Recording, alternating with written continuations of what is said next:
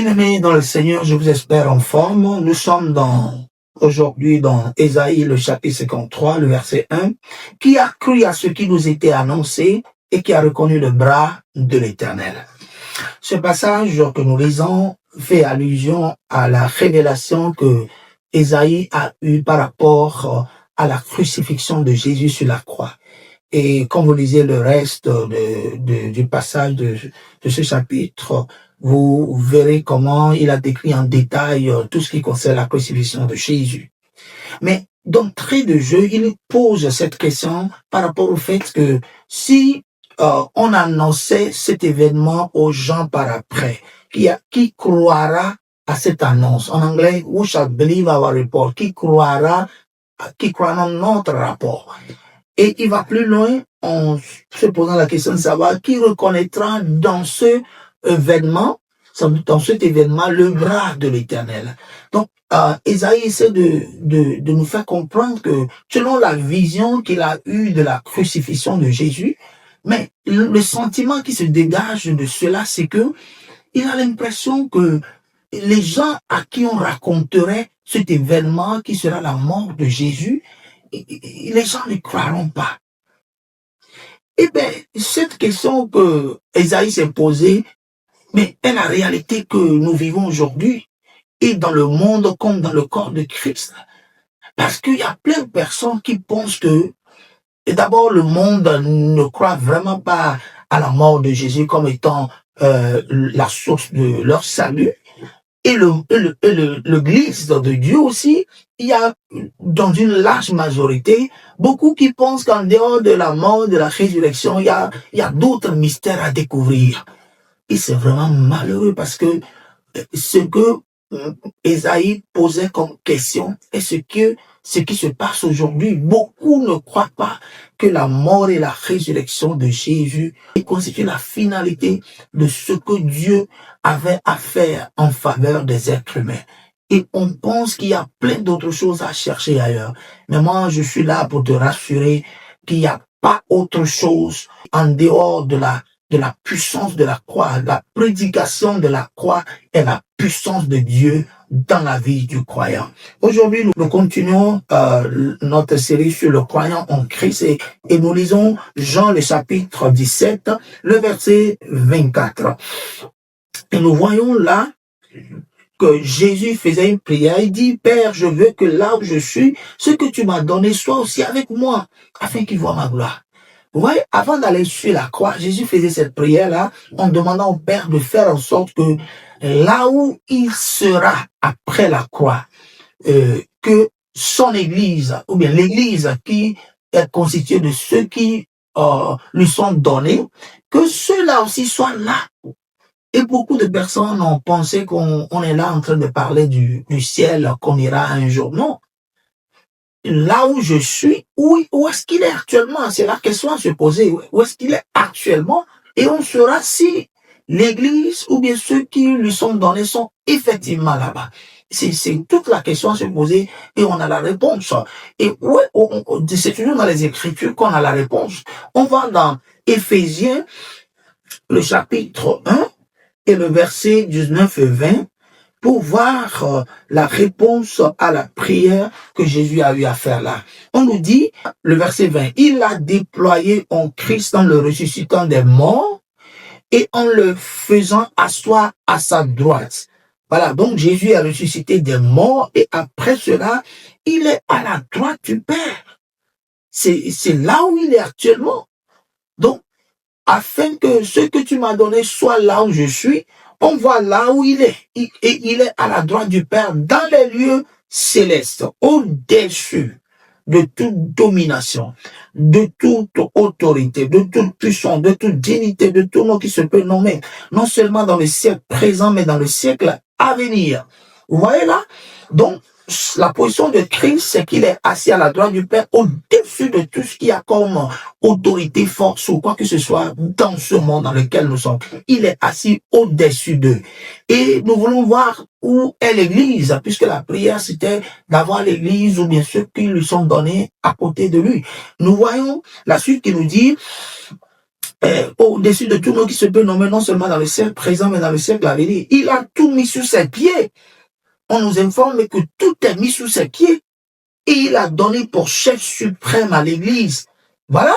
Donc, on nous fait comprendre qu'il est le chef suprême. D'autres versions précisent mieux la tête de l'Église. Et l'Église est son corps.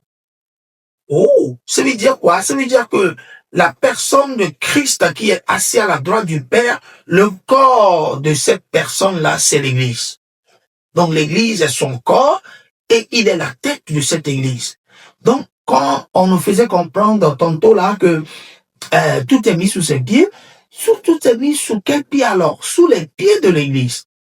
Donc nous voyons l'Église qui est à installer là où le Fils est, c'est-à-dire là où Jésus est assis, là l'Église est aussi installée au même emplacement, à la droite du Père. Donc, la prière que Jésus a eu à faire dans Jean 17, il a sa réponse là que nous voyons. Dieu a accompli cela en mettant l'Église à la droite également de sa personne.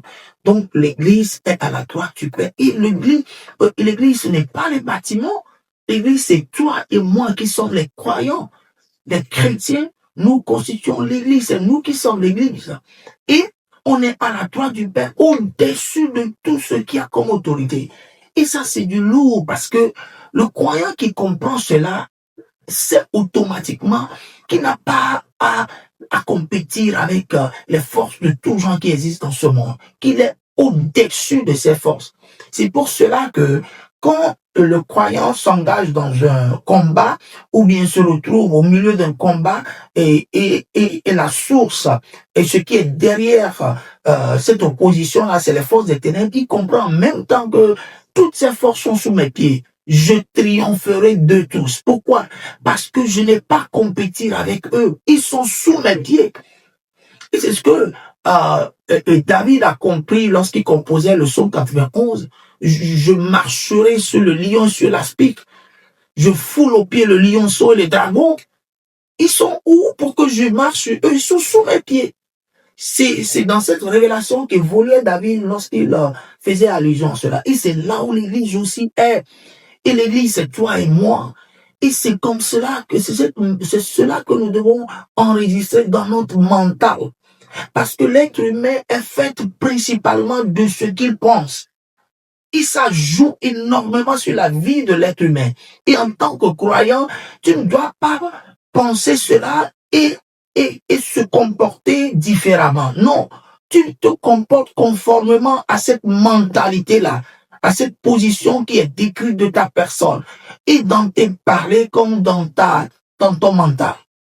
Et cela dégage une certaine force, une certaine vibration, une certaine énergie au-dedans de toi. Ton aura est différent quand tu marches dans ces révélations. Voilà. Et en tant que croyant, je voudrais que tu comprennes cela. Quand on parle de force, on parle d'autorité, il y a tout dedans. Il y a la sorcellerie qui aussi est prise en compte là-bas. Les hôtels et les plein de choses qui sont citées aujourd'hui comme des entités spéciales et qu'il faut traiter avec plein de mystères. Je vous annonce que la mort et la résurrection de Jésus a traité totalement de toutes ces forces. Il les a mis sous les pieds de l'Église. Qu'on ne sait pas de t'embobiner avec plein d'autres choses qui sont aujourd'hui en vogue dans l'Église. La mort et la résurrection de Jésus, je vous assure, est l'ultime puissance que l'Église a. Si tout est dérivé de là pour l'Église, on est ce qu'on est. Imaginez, on verra ça plus tard. On comprend même que c'est à cause de cette œuvre que Christ a accompli que le croyant n'est plus ce qu'il était. Il est régénéré. Il est devenu, il est à la forme, il a la forme de Christ en son esprit. Il n'est plus l'humain limité qu'il était. Il est maintenant fils de Dieu. Et vous vous rappelez que c'est parce que les démons quand ils ont compris que Jésus est fils de Dieu, la Bible dit qu'ils se sont prosternés devant lui parce qu'il est juste fils de Dieu. Et c'est ce que tu es aussi en tant que croyant. Et de par ta position, on voudrait que tu saches que parce que tu es en lui, tu es positionné très haut au-dessus de tout. Et celui qui vient d'en haut est au-dessus de tout. Et tu viens d'en haut, donc tu es au-dessus de tout. Enregistre cela dans ton mental, cela profiterait beaucoup et à ta prière et à ta vie de croyant. Que le Seigneur te bénisse. Amen.